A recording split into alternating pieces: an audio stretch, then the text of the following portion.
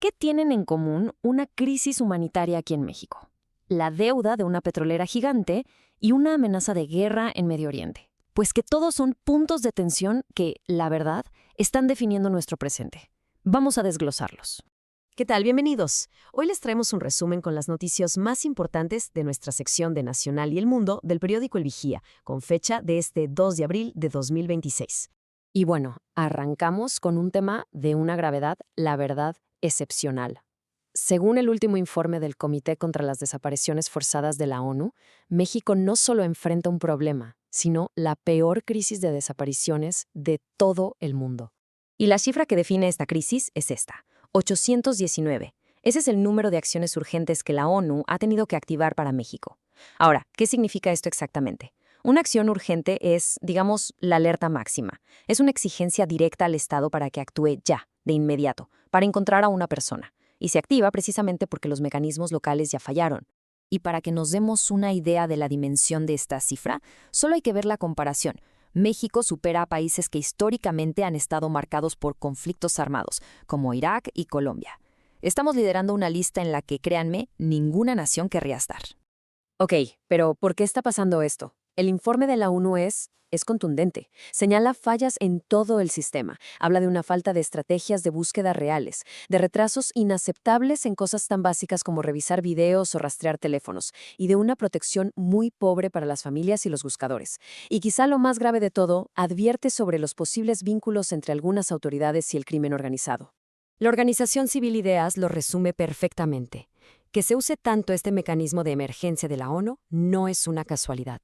Es la prueba irrefutable de que existen fallas profundas, fallas estructurales en el sistema de justicia y de búsqueda de nuestro país. Y bueno, esto nos lleva a la pregunta del día, una que les dejamos para la reflexión.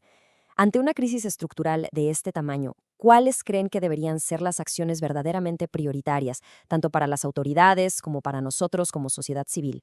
Ahora, cambiando de tema, pero no de nivel de complejidad, pasamos a una crisis de carácter económico que también está presionando a México. Y es que el país está enfrentando una especie de tormenta perfecta en dos frentes. Por un lado, la incertidumbre por la revisión del Temex y por el otro, la abrumadora deuda de Pemex. Esta imagen, la de una estación de Pemex, es súper familiar para millones de nosotros, pero detrás de ella se esconde una de las presiones más fuertes para la economía mexicana, una deuda que ya está generando tensiones a nivel internacional.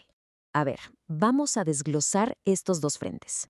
Por un lado, la cosa no está clara con el futuro del TEMEC, nuestro tratado comercial con Norteamérica. Y esa incertidumbre, según advierte la calificadora Fitch Ratings, está congelando la inversión y el crédito. Y por el otro lado, la deuda de Pemex ya escaló a un problema diplomático, con Estados Unidos denunciando públicamente que no se le ha pagado a sus empresas de energía. Y ojo, no estamos hablando de cualquier cosa. La Oficina del Representante Comercial de Estados Unidos calcula que la deuda de Pemex con sus empresas es de más de 2.500 millones de dólares, una cantidad que ya dejó de ser solo un tema financiero para convertirse en una fuente de tensión diplomática enorme. Y de México, ahora cruzamos al Caribe para analizar otra crisis económica, una muy diferente, sí, pero que también tiene raíces muy profundas.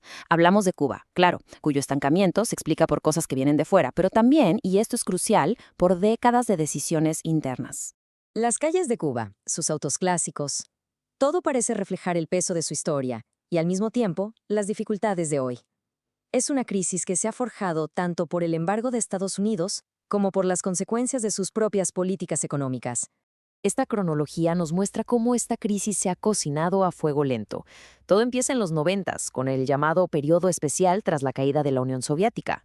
Luego sigue con advertencias de sus propios líderes como Fidel y Raúl Castro, que ya hablaban del riesgo de un colapso. Y llega a un punto crítico en 2021 con una reforma monetaria que salió mal y disparó la hiperinflación.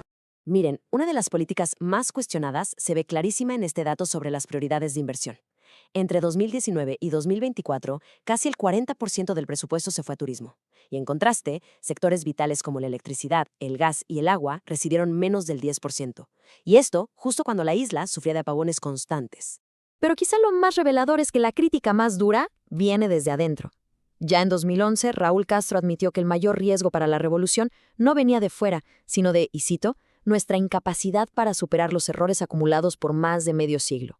Una autocrítica durísima.